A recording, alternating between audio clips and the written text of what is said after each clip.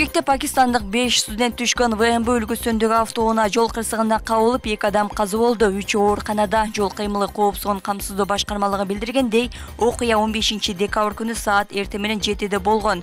Курманжан-Датка көчөсүндө орун алып, ВМБ өлкөсүндөгү автоунаа түштүктөн түндүктү көздөй катуу ылдамдыкта бара жатып, Мадина базарынын аялдамасындагы бетон түркүктө сүзгөн.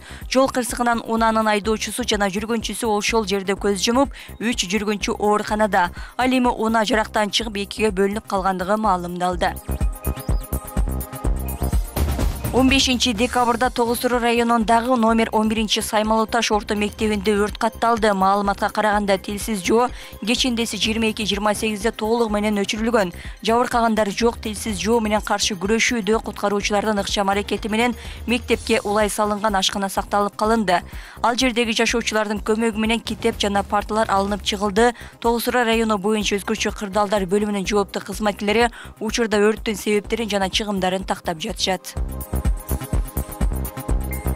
Акылбек Жапаров кызматынан бошотулду. Маалыматка ылайык бул милдет азырынча биринчи вице-премьер-министр Адылбек Касымалиевке жүктөлдү. Акылбек Жапаров министрлер кабинетинин төрагасы жана Кыргыз Республикасынын президентинин администрациясынын жетекчиси кызматын 2021-жылдан бери октябрдан баштап ээлеп келген. 64 жаштагы Касымалиев Минкаптын төрагасынын биринчи орун басары болуп келди. Ал финанс экономика министри кызматтарын аркалаган. 1984-жылы Ленинград финанс экономикалык институтун экономист адистиги боюнча аяктаган.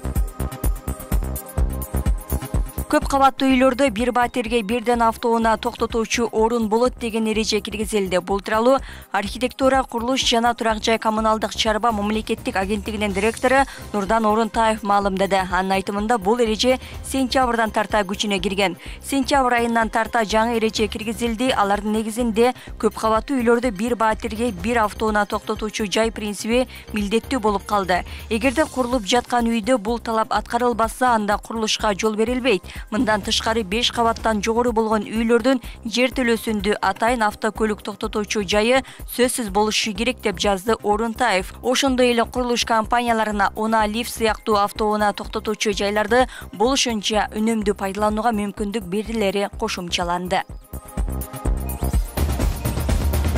Бишкек Ош-Унаа жолундагы Сосновка бекетинде оор жүк ташуучу унааларга киргизилген убактылуу чектөө 16-декабрда саат 9:30 баштап алынды. Кечээ 15-декабрда Бишкек Ош-Унаа жолундагы кар жаап, жол тайгак болуп жаткандыгына байланыштуу кырсыктардын алдын алуу, жарандардын кырсыкка кабылуусуна жол бербөө жана жол тыгындарын болтурбоо максатында Сосновка бекети оор жүк ташуучу унаалардын бардык түрүнө саат 19:30 баштап убактылуу чектөө киргизген. Мындай чектөө күз-кыш мезгилинде аба ырайына байланыштуу маал менен киргизилип турат.